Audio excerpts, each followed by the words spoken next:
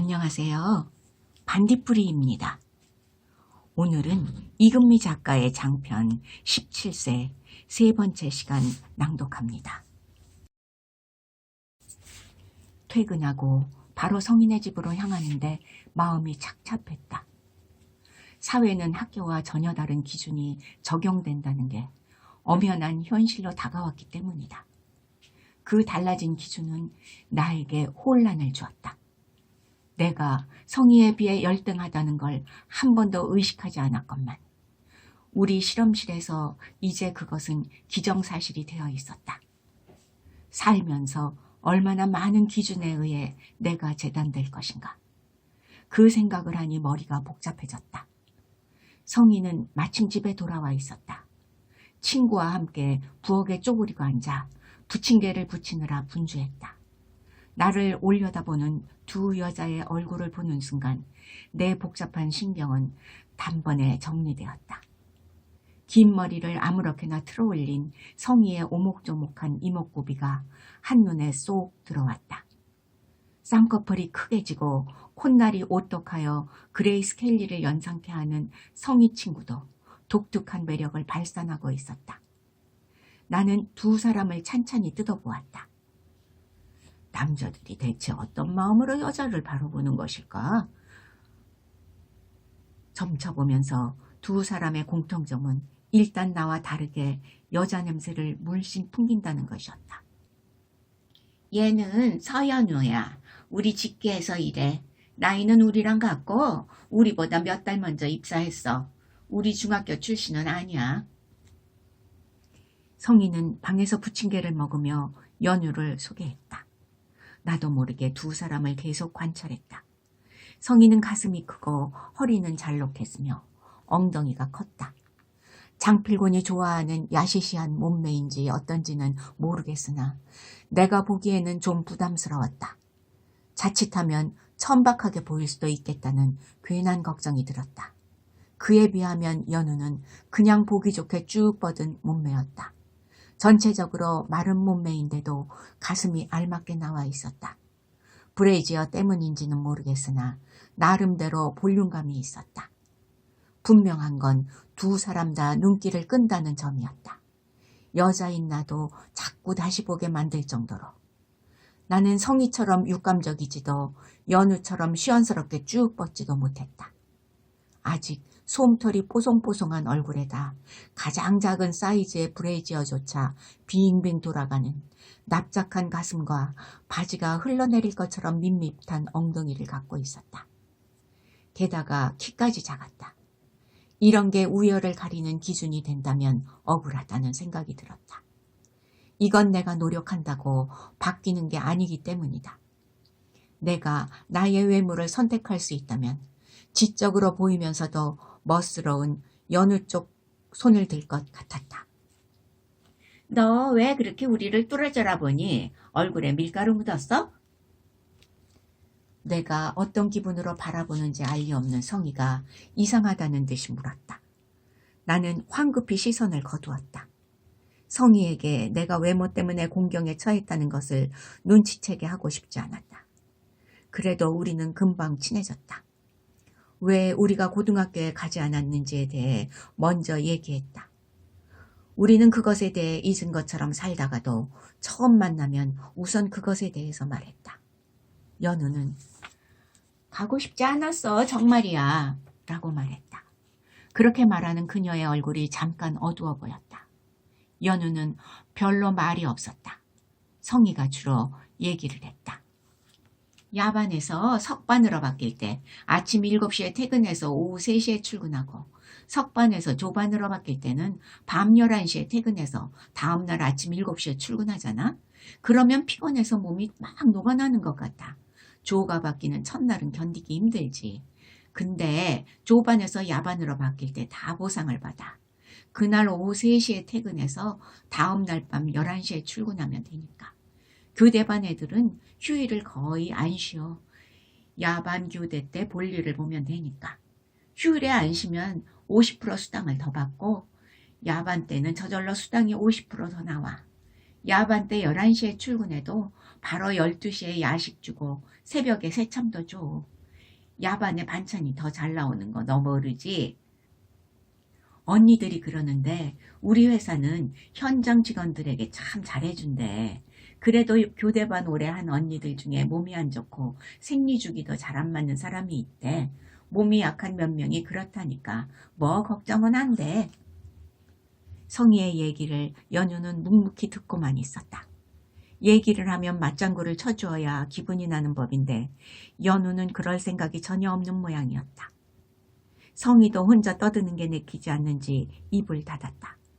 약간의 침묵이 이어졌고 그제야 내가 온 목적이 생각났다. 우리 실험실 남자가 성희 너 만나고 싶대. 오늘 만나고 싶어 했는데 네가 퇴근해버려서 집으로 온 거야. 성희는 목젖이 드러날 정도로 크게 웃었다. 연우는 여전히 심드렁했다.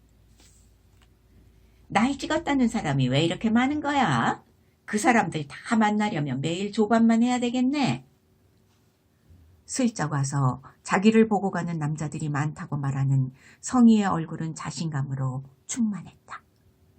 중학교 때 결코 보지 못한 모습이었다. 나는 갑자기 기운이 쭉 빠지는 기분이었다. 이제 확실히 판도가 달라졌다는 걸 인정해야 할 것 같았다. 연우 좋아하는 남자들도 많아. 우리는 몰랐는데 회사 남자들이 나랑 연우 때문에 우리 라인에 슬쩍슬쩍 다녀간대. 그러면서 우리들을 환상의 복식조라고 부른다나. 다들 눈은 있어가지고 말이야. 너네 실험실 남자 멋있어? 몇 살인데? 성희는 자신만만한 표정으로 물었다. 23살이고 뭐 괜찮은 것 같은데. 성희는 인상까지 팍 쓰면서 깜짝 놀라는 신용을 했다. 뭐? 23살? 완전히 할아버지잖아. 6살이나 많은 할아버지를 누가 만나? 다음 주에 공고 실습생들 온대. 나 그때 제일 멋진 애랑 만날 거야. 성희는 신선한 실습생들을 만나겠다고 벼르고 있었다. 난 피부가 희고 얼굴이 갸름하고 금태 안경을 끼고 키가 좀 큰 사람. 그러니까 좀 지적이면서도 잘생겨서 얼굴 보면 막 가슴이 울렁거리고 왜 있잖아. 한마디로 샤프한 사람. 그런 사람이 좋아. 서울말을 하고 대학교를 졸업했으면 더 좋겠지? 게다가 이름에 준이나 혁자가 들어있으면 더 바랄 게 없겠어. 성희가 이상형을 말하자 별말이 없던 연우가 한마디 했다. 그런 남자가 오겠냐? 우리 공장에? 성희가 말하는 남자가 대충 어떻게 생겼는지 알 것 같았다. 성희가 구체적으로 어떤 남자가 좋다고 말하는 동안 나는 여태 그런 기준을 생각해보지 않았다는 사실이 떠올랐다. 어쨌거나 성희는 회사에 완전히 적응하여 즐겁게 지내는 것 같았다. 그에 비하면 나는 아직도 따르뱅이 신세를 면치 못하고 있었다. 다 자라지 못한 채 엉뚱한 데에 박혀 있으면서도 매일매일이 즐거운 특이한 따르뱅이. 성희가 실습생을 기다리는 동안 나는 일거리가 생기길 고대하고 있었다. 이강우 씨를 따라다니는 것과 가끔 언니들 데이터로 실험에 투입되는 것으로는 아쉬우면서도 불안한 마음이 들었다. 아무 일도 하지 않고 하루를 난다는 게 차츰 고통스러워지기 시작했던 것이다. 하지만 남는 자리가 없었다. 나에게 일이 없는 것은 그 누구에게도 문제가 되지 않았다. 나는 해결해야 할 일이 있어서 투입된 사람이 아니었으니 일거리가 없는 나에게는 배정된 의식조차 없었다. 모두들 아침에 오면 자기 의자에 앉지만 나는 큰 탁자 앞에 놓인 6개의 의자 가운데 아무 데나 앉으면 됐다. 담수하고 시료를 늘어놓기도 하고 손님이 오면 다탁이 되기도 하는 실험실 중앙의 큰 탁자가 바로 내 자리이기도 하고 아니기도 했다. 갈등이 없는 그곳에서 유일하게 갈등을 시작한 사람은 다름 아닌 바로 나였다. 그러던 중 나에게 한 가지 일거리가 생겼다. 가려워서 미칠 지경일 때 대나무 효자선이 선반에서 툭 떨어졌을 때처럼 반가웠다.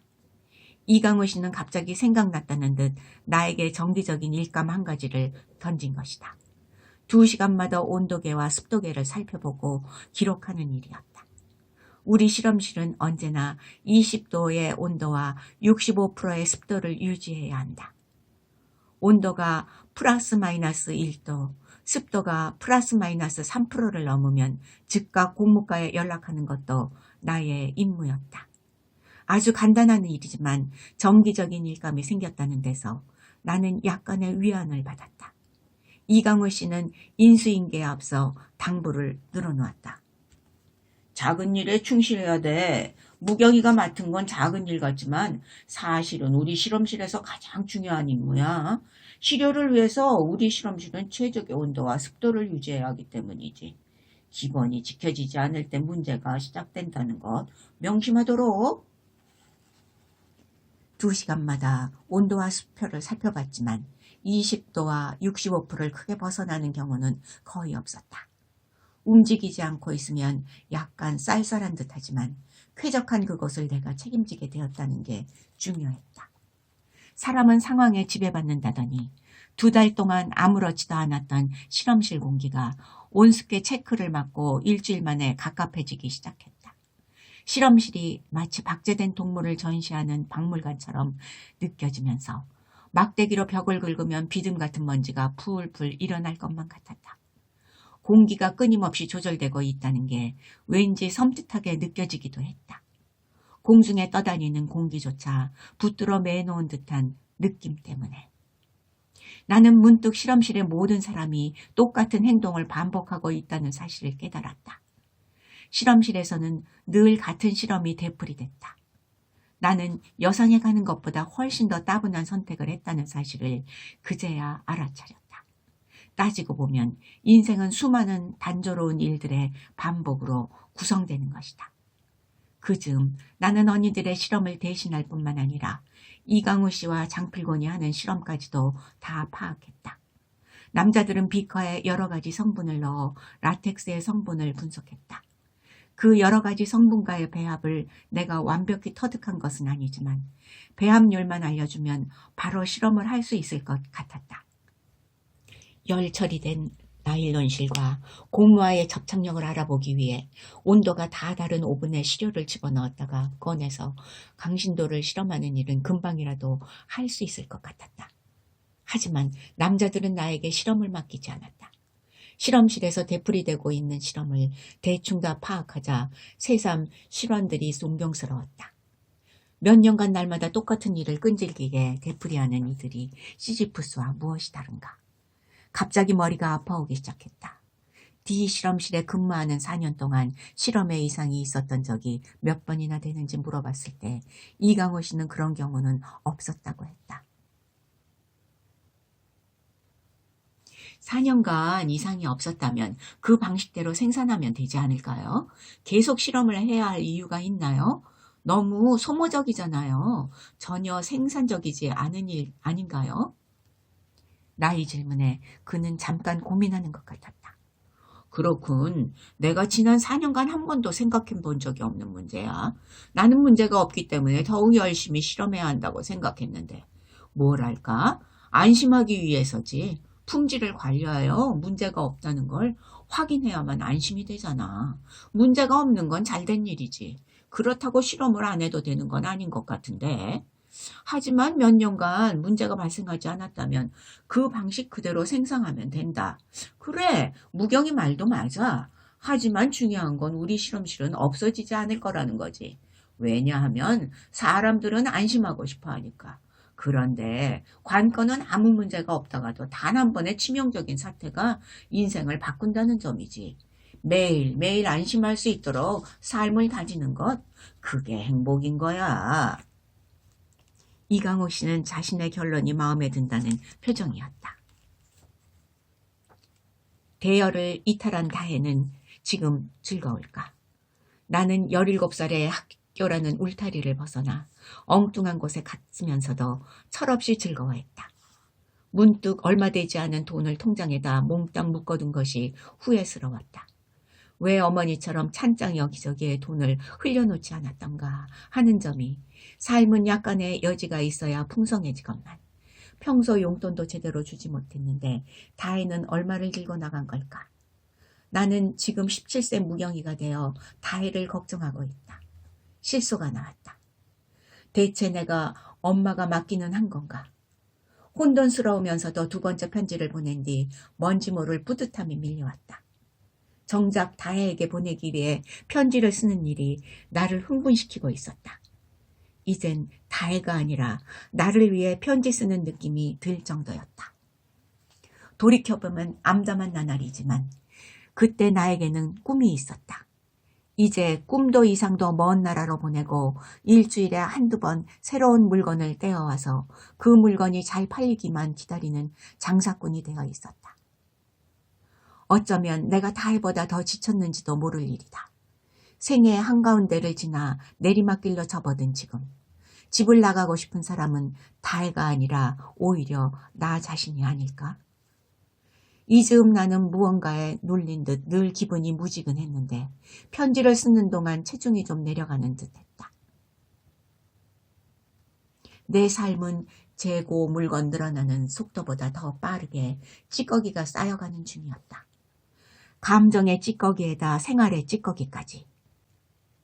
소녀 무경을 만난 뒤로 찌꺼기 중에 일부가 부유물로 떠올랐다가 어느 순간 하수구로 확 빠져나간 듯 조금 시원해졌다. 다혜는 내 편지를 읽고 무슨 생각을 했을까?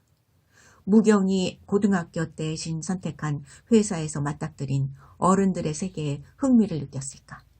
아니면 캐캐먹은 얘기라며 바로 덮었을까? 나는 금방 엄마의 자리로 돌아왔다. 다혜와 똑같은 나이에 엉뚱하게 다른 길로 갔지만 열심히 살았다는 걸 알리고 싶은 그 자리로.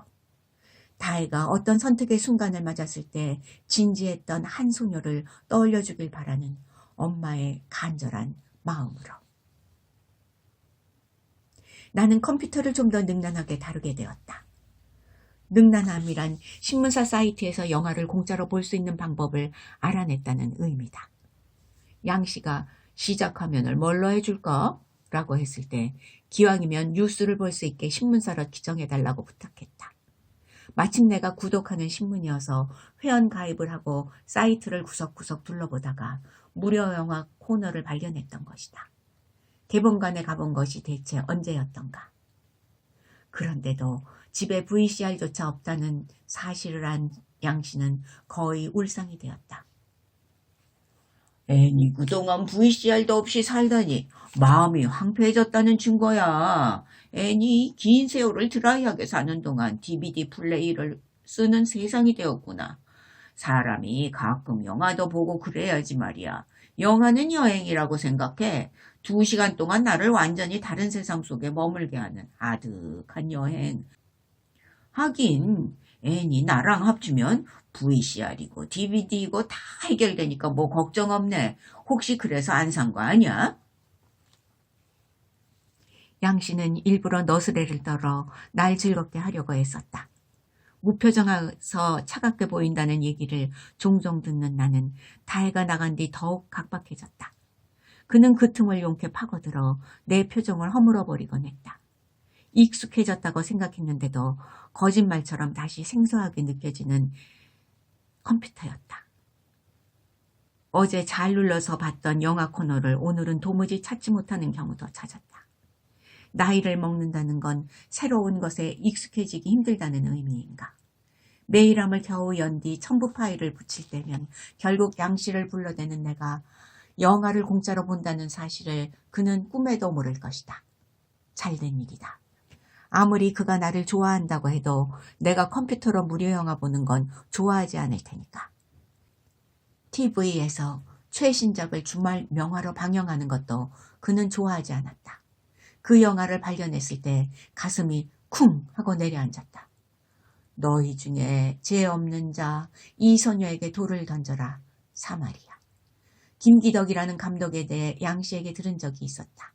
나쁜 남자라는 영화를 본 어떤 여자가 비디오 가게에 와서 그 테이프를 대여하지 말아달라고 눈물을 흘렸다고 했다. 양 씨는 별것도 아니던데 여자들이 민감하게 군다며 퉁명스럽게 말했다. 분노하든 같은 사람의 감정을 휘젓는 건 잘 만들었다는 증거지. 김기덕 감독이 만든 영화는 사람에게 확실한 감정을 갖게 한다고. 맹송맹송해서 괜히 시간만 없앴다는 생각이 드는 영화가 오히려 더 열받지. 나야 뭐 대여가 잘 되도록 만드는 감독이 좋아. 김기덕 감독 영화는 극장 흥행은 좀 안 되는 대신 비디오는 좀 빌려보거든. 사마리아라는 영화, 그거 딸 가진 부모들은 한 번씩 봐야 되는데.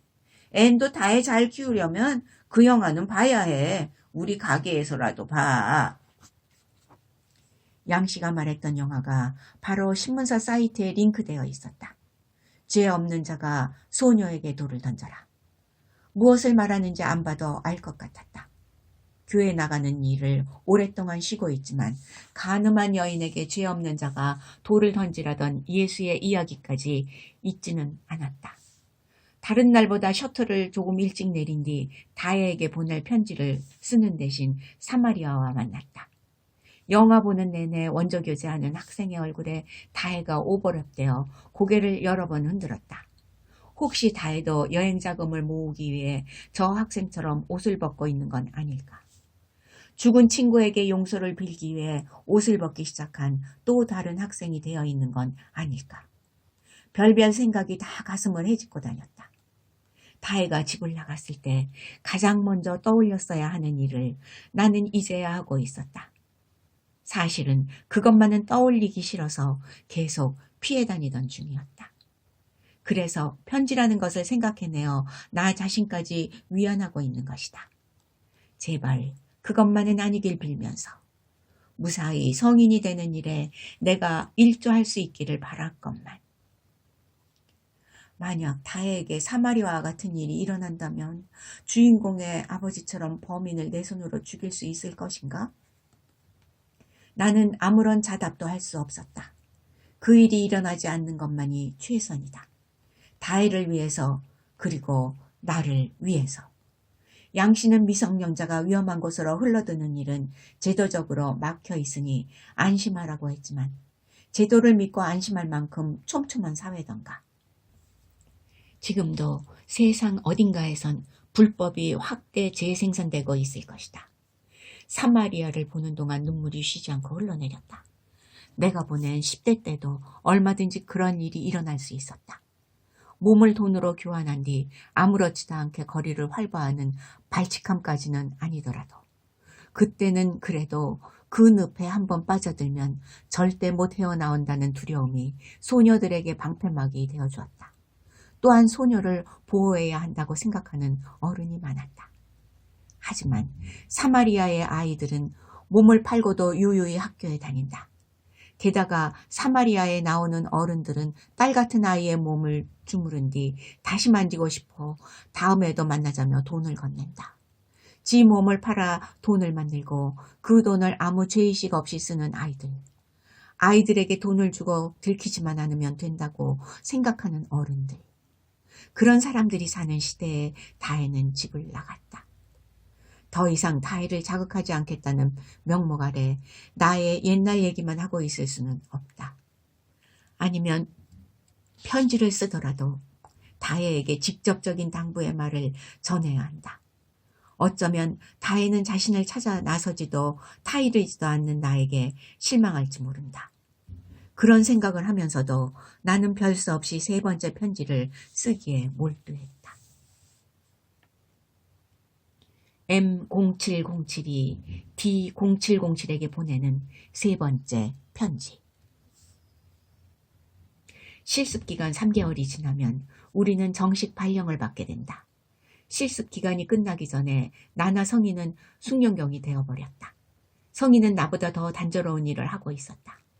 나일론실이 잔뜩 감긴 보핀을 위쪽에 쭉 걸고 직기 옆구리에 면사를 끼워 놓기만 하면 밤새 나일론실이 졸졸 내려오고 면사가 쉴 새 없이 좌우로 오간다.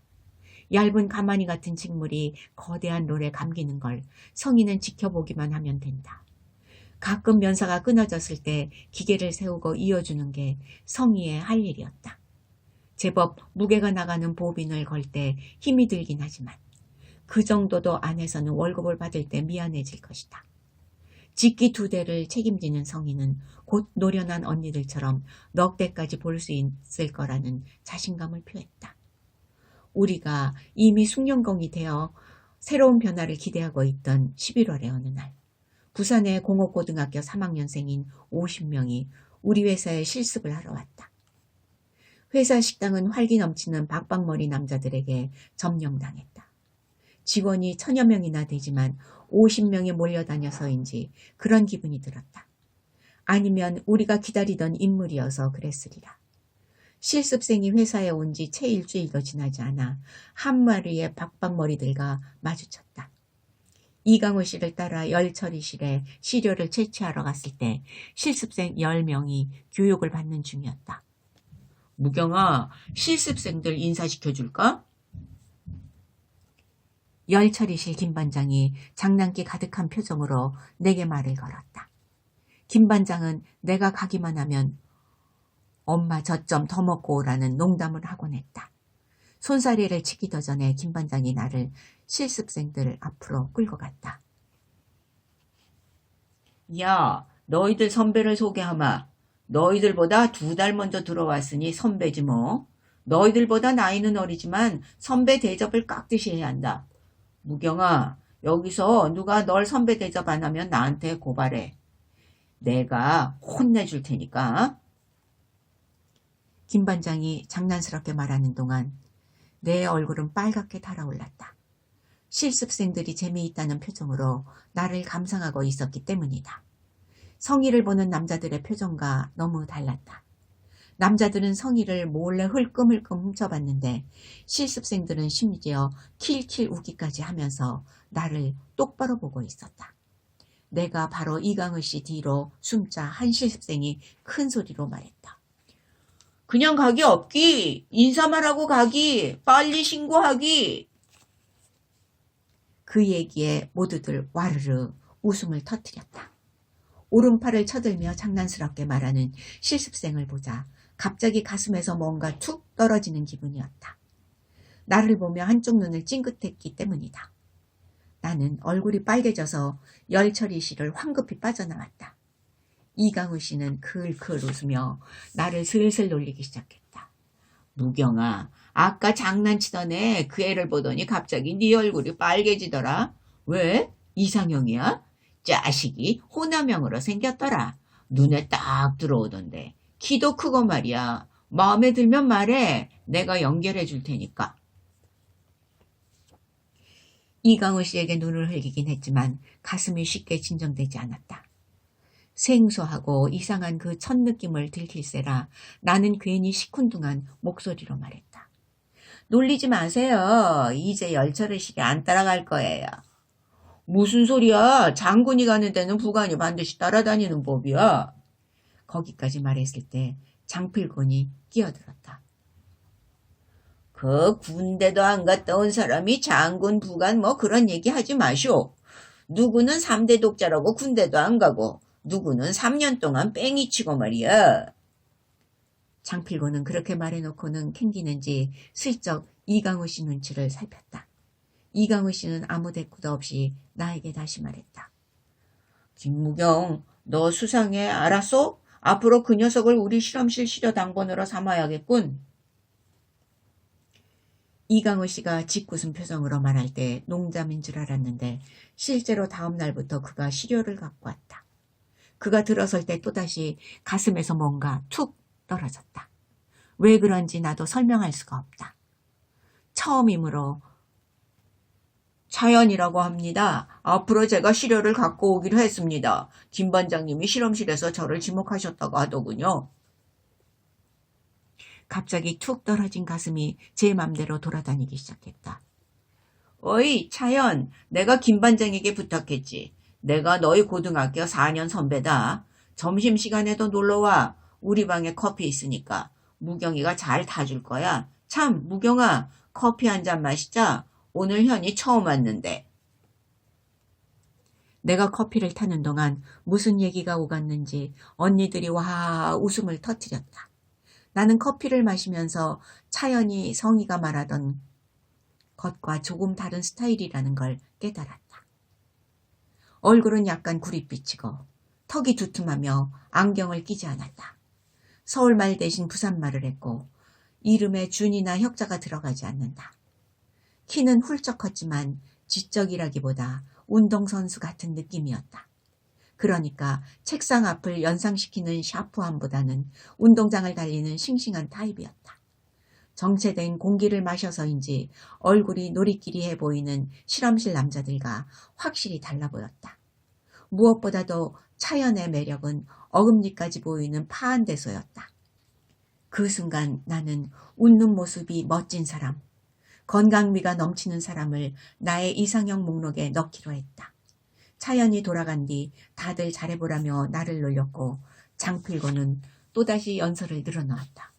그 전에 해야 할 일이 있다는 거 알지? 멋을 내란 말이야. 지금 그 모습대로는 곤란해. 차연과 나를 연결하는 말이 싫지는 않았지만 자신이 없었다. 실습생들과 직계의 여직원들은 얼마 가지 않아 친해질 게 뻔했다. 실습생들의 기준도 비슷할 테고 성희와 연호는 이마에 스티커라도 붙여놓은 것처럼 눈에 띌 게 분명했다. 차연이 성희가 좋아하는 스타일이 아니어서 그나마 다행이었다. 성희가 차연을 좋아한다면 나는 어림도 없을 테니까. 그런 생각이 들자 약간 우울해졌다. 남자들의 기준이라는 게 너무 획일적이어서 그리고 이제 내가 성희보다 열등한 게 확실하다는 생각이 들어서. 성희는 왕다방에 DJ가 새로 왔다며 퇴근 후 시내로 나오라고 당부했다. 모처럼 회사 버스를 타고 시내에 갔더니 차도에 내려서 걸어야 할 정도로 사람들이 많았다. 넓지 않은 시내 중심가로 공단에서 퇴근한 사람이 다 몰려 나온 것 같았다. 작업복에다 이름표까지 단 사람들이 마치 시내가 자기 회사인 양 활개를 치고 다녀 계속 어깨를 부딪히면서 걸어야 했다. 하지만 여자 중에는 나처럼 작업복을 입은 사람이 한 명도 없었다. 나는 퇴근 후 바로 집에 갈 계획이었기 때문에 작업복 위로 점퍼를 걸치고 있었다. 잘 여미지 않았다가는 작업복이 고스란히 드러날 판이었다. 다행히 컴컴해서 사람들이 바지는 작업복인지 아닌지 눈치채지 못할 것 같았다. 성희는 다방에 들어서는 나를 보더니 약간 인상을 찌푸렸다. 성희는 지난달 월급을 거의 다 들여서 마쳤다는 모직 재킷을 입고 있었다. 그나마 연휴가 나와 별반 차이 없는 점퍼 차림이어서 다행이었다. 성희는 나를 보고 입술을 잠깐 실룩이더니 이내 생걸거리며 다른 얘기를 했다. 나 실습생 중에 한 명 찍었어. 차연이라고 딱 내 이상형이야. 성희가 하필이면 차연을 찍었다고 할 때 나는 움칫 놀랐다. 차연은 네가 말하던 이상형과 반대잖아. 키 큰 거 빼고. 나도 모르게 항변하듯 툭 내뱉었다. 너도 차연 알아? 성희는 의외라는 표정을 지었다. 아니야, 그냥 이강우 아저씨 따라 열처리실에 갔을 때 한 번 봤어. 나는 열처리실에서 있었던 일과 차연이 우리 실험실 치료 담당이라는 것을 말하지 않았다. 갑자기 기운이 쑥 빠져나가는 것 같았다. 세상에는 내가 노력해도 안 되는 부분이 있다는 걸 그 순간 화변하게 깨달았다. 성희 모르게 미리 항복 선언을 한 셈이다. 성희는 차연과 곧 만나겠다는 포부를 밝혔다. 꼭 집어서 누구를 만나겠다고 자신있게 말하는 성희가 부러웠지만 이내 하영이 아닌 성희를 부러워하는 나 자신이 무척 실망스러웠다. 연우도 첫날 만날 때와 달리 제법 들뜬 표정이었다. 빨대로 콜라를 쭉쭉 빨아먹으면서 다방 안의 남자들을 이리저리 살펴보기까지 했다. 연우를 고상하게 봤던 내 판단이 틀릴지도 모른다는 생각이 들었다. 둘이 환상의 복식조임은 틀림없는 사실이었다. 다방 안의 많은 여자들 중에서 단연 눈에 띄었다. 성희는 안 그래도 예쁜데다 머리부터 발끝까지 치장하고 있으니 당연히 눈에 띌 수밖에 없지만 연우는 펑퍼짐한 청바지에 단순한 모양의 점퍼를 걸치고 있는데도 멋스러웠다. 다른 자리의 남자들이 우리 쪽을 흘끔흘끔 바라봤다. 나는 괜스레 주눅이 들어 그저 사이다만 홀짝였다. 사실 아직 미성년자인 우리가 다방에 드나드는 것도 썩 내키는 일이 아니었다. 그렇다고 착한 고등학생들이 가는 양과자점에 갈 수도 없는 일이었다.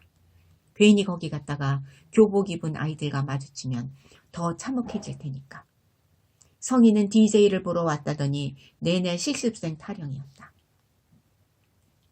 이번 주말에 실습생들과 미팅을 하려는데 다들 괜찮지? 벌써 나에게 신청이 들어왔어. 그쪽 주최자에게 차연을 넣으라고 하면 되거든. 너희들이 일단 나 밀어줘. 차연이랑 내가 될 수 있도록. 성희의 얘기에 연우는 고개를 끄덕였다. 당연히 그 미팅에 끼지 못할 거라고 생각하고 있는 나에게 성희가 의외의 발언을 했다. 무경이 너도 끼어. 대신 그날 내가 꾸며주는 대로 하고 나와야 돼. 우리는 DJ에게 노래를 8곡이나 신청한 뒤 우리 노래가 나올 때까지 끈질기게 기다렸다. 다른 여자들이 계속 쪽지와 음료수를 DJ 부스에 집어넣는 바람에 우리 노래는 계속 뒤로 밀렸지만 결국 끝까지 다 들었다. 우리가 신청한 노래가 나올 때면 모두들 신나게 따라 불렀다. 귀에 있긴 했으나 가사를 제대로 모르는 곡이 대부분이어서 나는 입속으로 우물거리기만 했다. 그때 탁자 앞에 놓인 발자크에 골짜기의 백합이 내 눈을 찔렀다. 연우가 회사 도서관에서 빌렸다는 초록색 장정의 울류문화사 명작 시리즈물이었다. 사람들이 도서관을 잘 이용하지 않아서 보고 싶은 책은 대부분 기다리지 않고 빌릴 수 있어. 우리 회사 도서관에 웬만한 책은 다 있거든. 보고 싶은 거 신청하면 바로 다음 달에 들어와. 너희들도 이용해봐. 공짜니까 심심할 때 보는 거지 뭐. 연우의 얘기에 그제야 도서관이 떠올랐다. 신입사원 교육을 받을 때 회사에 도서관이 있다는 것에 대해 들었으면서도 나는 까맣게 잊고 있었다. 연우가 두꺼운 고전문학을 읽는다는데 좀 충격을 받았다. 그러고 보니 나는 회사에 입사한 이래로 책을 읽은 적이 없었다. 성희는 계속 고고장에 가자고 했지만 연우는 심드렁한 반응을 보였다. 난 아무 생각 없이 흔들어대는 거 혐오해. 마루에 바닥을 비비며 온몸을 비필어대다가 서로 사냥하러 온 것처럼 탐색이나 하고 난 고고장은 딱질색이야. 나는 호기심에 한번 가보고 싶었으나 연우의 완강함에 성희가 쉬이 포기하는 바람에 고고장 행은 무산되고 말았다. 나는 문이 열릴 때마다 혹시나 하고 촉각을 곤두세웠지만 오전 내내 차연은 오지 않았다. 이강우 씨가 열처리실에 가면 슬쩍 따라가려고 계속 옆방에 붙어 있었지만 움직일 기미를 보이지 않았다. 이강우 씨에게 전날 친구들과 만난 얘기를 하자 유난히 연우에게 관심을 기울였다. 연우라는 친구가 골짜기에 백합을 읽는다고? 그건 그렇게 대중적인 책이 아닌데. 그 친구 언제 한번 데리고 와. 내가 밥 사줄게. 책을 많이 읽는다니 관심이 가네. 일단 이강우 씨가 장필공과 달리 책 읽는 여자에게 관심을 갖는 게 좋아 보였다. 하지만 연우를 본 후 그의 관심이 완전히 그에게 쏠리지 않을까 은근히 걱정되었다. 이제 외모에 관한 한 나는 자신을 완전히 잃어가는 중이었다. 이강우 씨는 기다릴 거 없이 오늘 저녁에 친구들을 데리고 나오라고 했다. 조반 근무를 마친 성희와 연우는 도서관에서 시간을 보내다가 약속 장소로 오겠다고 했다. 이강우 씨는 우리들에게 돈가스를 사주었다. 밥을 먹고 고전음악다방에 가서 커피를 마시는 동안 이강우 씨의 눈길은 내내 연우에게 꽂혀 있었다. 의도적인지 알 수 없으나 둘이 나란히 앉았고 할 이야기가 뭐가 그렇게 많은지 소곤거리기까지 했다. 설핏설핏 들리는 얘기는 모두 책과 관련된 것이었다. 성희는 약간 기분이 상한 듯 입을 삐죽거렸다. 어디서나 주목받던 선희는 오늘 완전 찬밥 신세였던 것이다. 단지 예쁜 것만으로는 안 된다는 현실 앞에서 성희는 조금 좌절하는 것 같았다. 게다가 이강우 씨와 연우는 집이 같은 방향이라며 함께 버스를 타고 사라졌다. 우리 둘만 남았을 때 이강우 씨가 기혼자라는 걸 밝히자 그제야 성희의 얼굴이 조금 밝아졌다.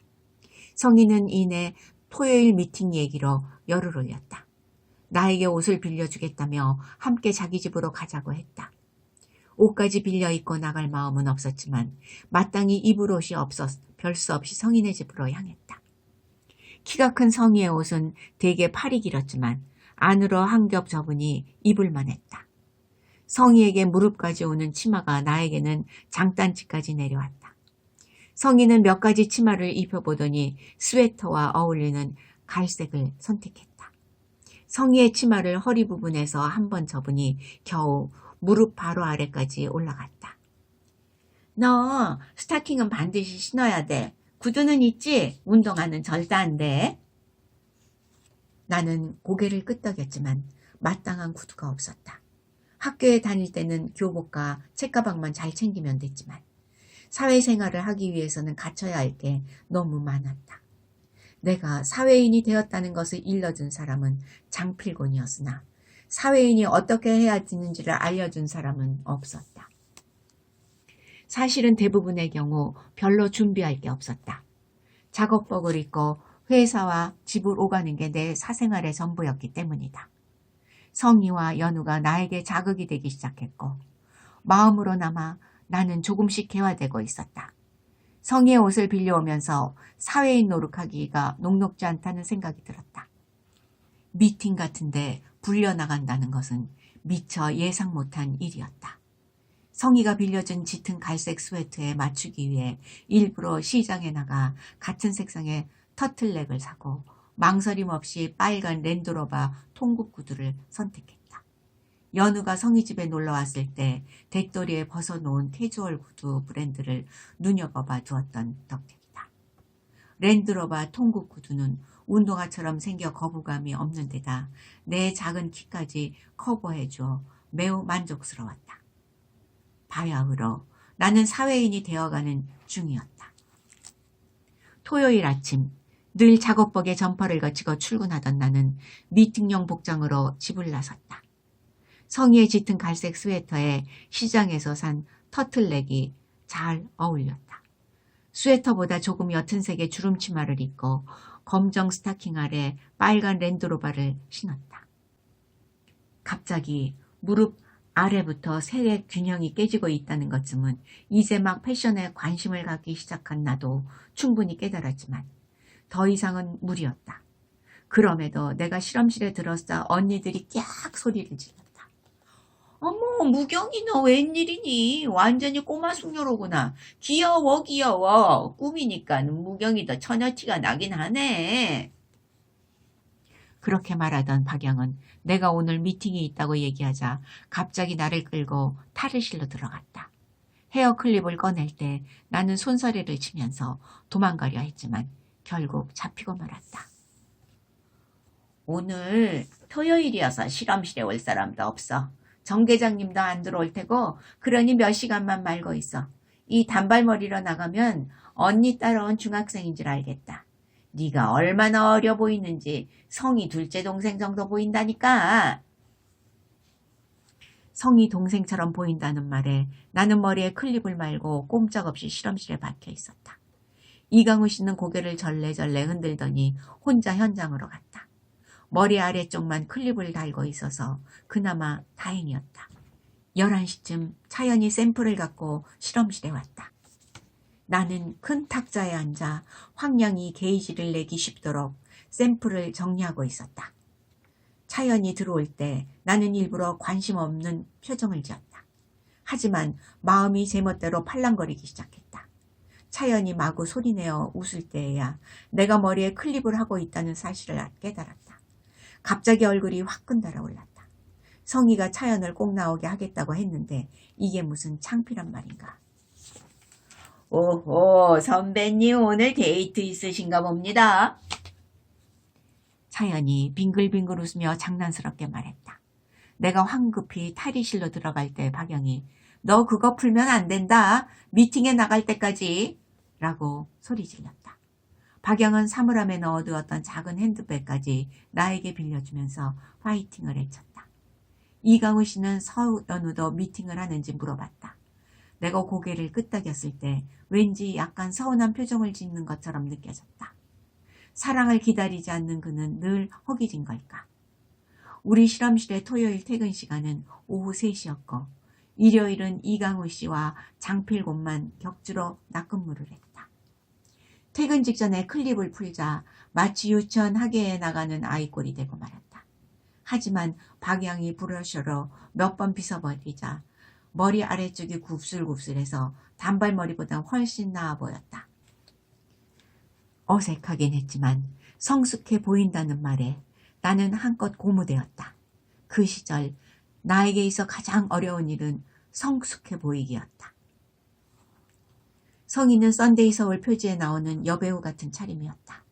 미장원에 가서 고데기로 머리를 말았는지 긴 머리가 굽슬거렸다. 시내 양장점에서 맞춘 투피스는 성희를 20살 더 넘는 여자처럼 보이게 했다. 연우는 펑퍼짐한 고르된 바지에 후드가 달린 반코트를 입은 경쾌한 모습이었다. 직계에서 몇 번 본 적이 있는 애들 2명도 한껏 꾸미고 나오기는 마찬가지였다. 나는 어색해서 고개를 들기도 힘들 지경이었다. 단발머리를 말았더니 머리카락이 자꾸 귓볼들어 밀려 올라가 버려 난감했다. 잘못하다간 동네 아줌마 꼴이 되지 않을까 걱정되었다. 왕다방 안이 더워서인지 긴장해서인지 터틀넥 안쪽으로 땀이 삐질삐질 나왔다. 티셔츠를 당겨 손수건으로 목을 닦고 있을 때 5명의 남자가 들어왔다. 코발트색 점퍼를 입은 베레모의 남자가 눈에 확 띄었다. 영화에서 기타를 치며 생맥주를 마시던 대학생처럼 발랄한 모습이었다. 김무경, 안녕. 귀여운데. 나는 그제야 그가 차연인 줄 알아차렸다. 귓뿌리로 올라간 머리카락이 정수리까지 도로로 말려 올라가는 느낌이었다. 작업복을 입었을 때도 눈부신 그는 한숨이 푹푹 나올 정도로 멋졌다. 얼굴이 발그레해진 성희는 차연이 나를 아른 채 하자 귓속말을 했다. 너 차연하고 트고 지내는 사이였어? 내가 찍은 애야. 무조건 내가 제 물건 집는 거 알지? 왕다방에 도착하여 이미 우리는 성희에게 주의사항을 단단히 들었다. 남자들이 물건을 내놓으면 여자들이 그 물건을 집는 것으로 짝을 정하되 차연이 내놓은 물건은 무조건 자신이 집겠다는 것이었다. 성희를 팍팍 밀어주겠다고 스스럼 없이 말했던 친구들도 코발트빛 점퍼가 차연이라는 걸 아는 순간 김이 빠진다는 표정이었다. 차연을 제외한 4명의 남자는 눈에 들어오지 않았다. 그 중에 2명은 작업복 차린 그대로였으니 그럴 만도 했다.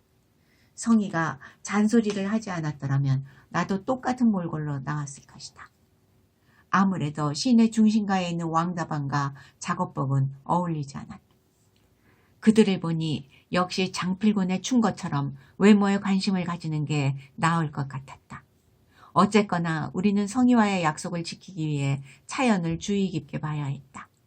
남자들이 동시에 물건을 내놓았을 때 차연의 것을 가려내기 위해서였다.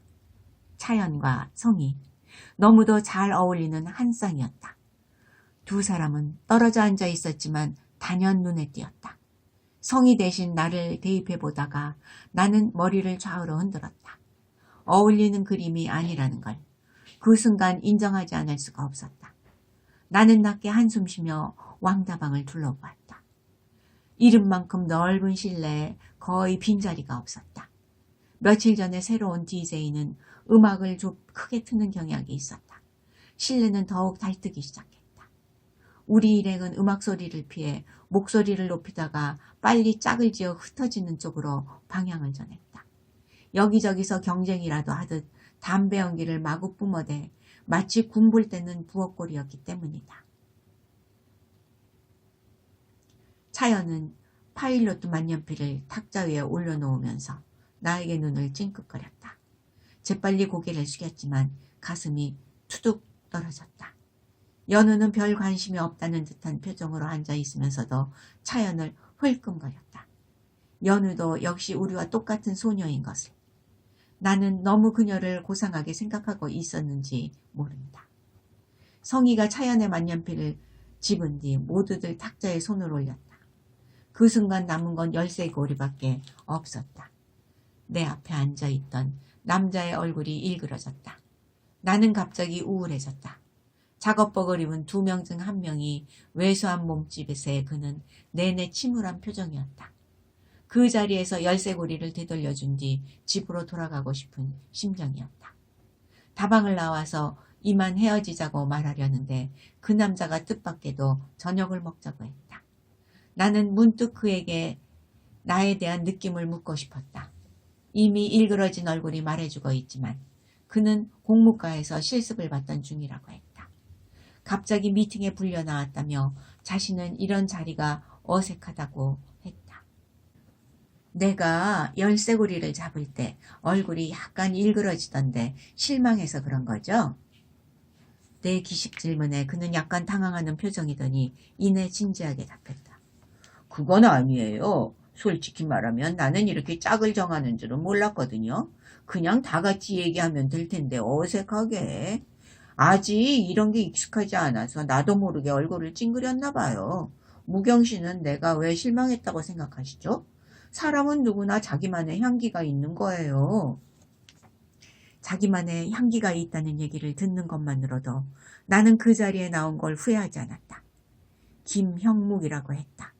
그는 나에게 꼬박꼬박 무경 씨라고 불렀지만 나는 형묵 씨라고 부르는 게 어색했다. 그때까지 나는 회사에서 만나는 모든 남자를 아저씨라고 불렀고 그들은 나를 무경이라고 불렀다. 우리는 경양식집에서 돈가스를 먹고 또 커피를 시켰다. 그 시절 사람들은 만나기만 하면 커피를 마시고 돈가스를 먹었다. 마치 돈가스를 먹기 위해서 태어난 사람들처럼 우울하다고 생각했던 형묵은 사실은 진지하다고 하는 게 옳을 것 같았다. 형묵은 커피를 마시면서 나에게 진지하게 말했다. 무경씨, 아까 내 얼굴이 왜 일그러진 줄 알아? 오늘 현이가 무경씨를 찍을 거라고 그랬거든. 뒤 실험실에 귀여운 애가 있다면서 오늘 자기가 찍을 거니까 넘보지 말라고. 왕다방에서 내 귀에 대고 바로 쟤야 저애 라며 무경씨를 알려줬어. 친구가 찍은 여자가 내 짝이 되니까 내 얼굴에 경련이 일지. 이해해요? 형무는 어느 틈엔가 나에게 반말을 했다. 그건 조금 더 신경 쓰이지 않았다. 차연이 나를 찍을 거라고는 했다는 말만 귀에 남았다. 또다시 가슴이 후두둑 떨렸다. 현이 자식, 남자가 봐도 반할 놈이지. 생긴 것만큼 성격도 시원해. 탈이라면 어딜 가나 인기가 있다는 거지. 그런데 문제는 애도 잘해주고 쟤도 잘해주고 뭐 이에 저에 특히 여자애들을 헷갈리게 한다는 거야. 괜히 무경씨 찍었다고 한 거 마음에 두지 마. 걔는 안 찍어도 여자들이 다 넘어와서 여자 귀한 줄을 모르니까. 나는 그 자리에서 차연에 대해 한마디도 질문하지 않았다. 내 마음을 들키고 싶지 않았지만 그건 형묵에 대한 예의가 아니기 때문이었다. 형묵은 1년간 공부하여 대학에 갈 거라고 했다. 자신이 대학에 가지 못한 건 공고에 진학했기 때문이라고. 공고에 진학한 건 어쩔 수 없는 선택이었다고 했다. 내가 여상에 갔더라면 3년 후 똑같은 고민을 했을 거라고 생각되어 그의 얘기는 상당히 흥미로웠다. 하지만 대화가 계속되진 못했다. 아, 재미없다. 우울해진다. 만약 우리가 더 친해진다면 말할 기회가 있겠지. 처음 만난 여자에게 나의 참혹함에 대해 다 털어놓고 나면 오늘 밤 잠을 못 잘 것 같아. 나는 그와 더 얘기하고 싶었지만 그를 참혹하게 할 마음은 없었다. 우리는 다 식은 커피를 마저 마신 뒤 자리에서 일어났다. 우리의 데이트는 1시간 만에 끝난 셈이다. 공무과라니. 그에게 자연스럽게 전화할 일이 있을 것 같았다. 우리 실험실의 온도가 제발 조금만이라도 높아진다면 말이다. 나는 그가 마음에 들었다. 차연처럼 가슴을 후두둑거리게 하지는 않지만 어쩐지 가슴을 따뜻하게 하는 진지함이 있어서. 우리는 그때 다들 전화가 없어 궁금한 일도 있어도 만날 때까지 참아야 했다. 성희네 집에 가볼까 하다가 혹시 차연이 내 얘기를 해서 성희의 기분이 상하지 않았을까 걱정되었다. 하지만 월요일에 회사에서 성희를 만났을 때 내 걱정이 기우였음을 금방 알게 되었다. 공연히 설렜던 마음이 성희를 만나자 푸시시 무너져 내렸다. 성희는 나를 보자마자 활짝 웃으며 차연 얘기를 늘어놓았다. 차연과 너무 즐겁게 얘기하다가 막차를 놓칠 뻔했다며 자신이 조반 때와 야반 때 하루도 빠짐없이 만나기로 했다는 것이었다. 형묵의 말대로 역시 차연은 여자를 헷갈리게 하는 남자임에 틀림없었다. 그러나 사실은 그렇지가 않았다. 성희는 헷갈리지 않았고 차연은 나에게 어떤 말도 하지 않았으니 가슴이 텅 비어버리는 느낌이었지만 다행이었다. 성희와 경쟁하면서 공연히 속을 끓일 만큼 무모하지도 아직은 차연에게 빠지지도 않은 게. 언니들은 나의 첫 미팅을 상당히 궁금해했지만 나는 별달리 들려줄 말이 없었다. 언니들이 내가 첫 미팅에서 미역국을 먹었다고 단정하는 것 같아 뭔가 변명이라도 하고 싶었지만 형묵이 나에게 애프터를 신청하지 않았으니 언니들의 짐작이 틀린 것도 아니었다. 싱겁게 끝나버린 첫 미팅 후 형묵을 만나고 싶었지만 먼저 전화할 용기가 나지 않았다. 행여 성희에게 말했다가 차연의 귀에 들어갈까봐 형묵의 얘기를 꺼내지도 못했다. 아무리 형묵이 선택한 공고와 내가 가지 않은 여상 사이의 상관관계를 따져보고 싶어도 내가 먼저 연락할 수는 없는 일이었다. 그런데 차연 때문에 내 미팅이 며칠 후 실험실에서 화제가 되었다. 사실은 차연이 미팅에 나온 걸 알고 박영이 그를 자리에 끌어다 앉히면서 얘기가 시작되었다. 차연이 성희와 짝이 되었다고 하자 박영은 환상의 커플이라며 탄성을 질렀다. 하지만 차연은 엉뚱한 소리를 냈다. 아니에요. 난 김무경 씨를 찍었는데 내 만년필을 성희가 짓는 바람에 그렇게 된 거예요. 무경이 귀엽잖아요. 우리 실습생들도 다 무경이 귀엽다고 해요. 우리 동기 중에 제일 학구파인 형무기와 파트너가 됐는데 형무기도 무경이 귀엽다면서 앞으로 사귈 거라고 하던걸요. 그래서 제가 한 번 물러섰죠. 할 수 없이 성이나 만나야죠 뭐. 그 자리에서 차연의 말을 믿는 사람은 아무도 없는 듯했다. 장필고는 차연에게 꿀밤을 먹이며 씩씩거렸다. 입에 침이나 발라라 이 자식아. 하긴 예쁘지 않은 여자에게는 예의상 귀엽다고 하는 거니까. 성희보다 무경이가 마음에 들었다고? 에라이 도둑놈아. 성희는 내가 찍었는데 그래 너랑 파트너가 됐다고? 임마 너 앞으로 회사 생활 괴로울 줄 알아라. 차연은 장필곤이 농담하는 줄 알았겠지만 언니들은 배꼽을 잡고 웃었다. 장필곤은 성희에게 정말로 할아버지 취급을 받아 만나지도 못하고 좌절했기 때문이다. 차연이 나를 찍었다고 천연덕스럽게 말하는 게 기가 막혔다. 차연도 성희만큼이나 자신만만했다. 형묵이나 사귈 거라고 했다는 말에 그나마 위안을 받았다. 내가 먼저 전화하지 않은 건 잘한 일이었다. 시끌벅적한 자리가 파한 뒤에도 장필곤의 말이 귓가에 맴돌았다. 현장 어디를 가나 반장들이 나에게 귀엽다고 했는데 그게 그냥 인사치레로 한 것이었단 말인가. 예쁜 여자는 쉽게 질리지만 귀여운 여자는 볼수록 좋아지던 C조 반장의 말도 나를 위로하기 위한 말이었다니 실망스럽기 그지없었다. 성희는 차연과 자주 만나는 눈치였다. 나는 일부러 관심 없는 척하며 묻지 않았다. 연우는 그날 짝이 된 실습생이랑 더 이상 만나지 않았다. 하필이면 작업 보파 중에 한 명이 연우랑 파트너가 되었고 그렇지 않아도 매사에 심드렁한 연우는 금방 김 빠진 표정이 되고 말았다.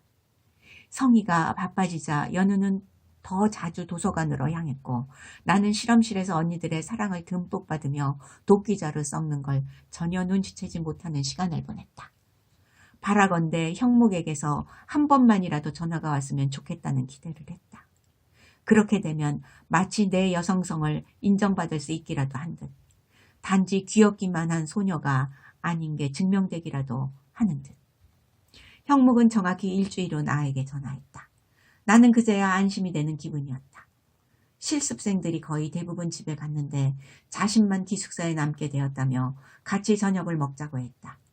형묵은 실습생 친구들이 보통 토요일 오후 부산집에 갔다가 월요일 새벽차로 돌아와 출근하지만 자신은 한 달에 한 번만 집에 간다고 했다.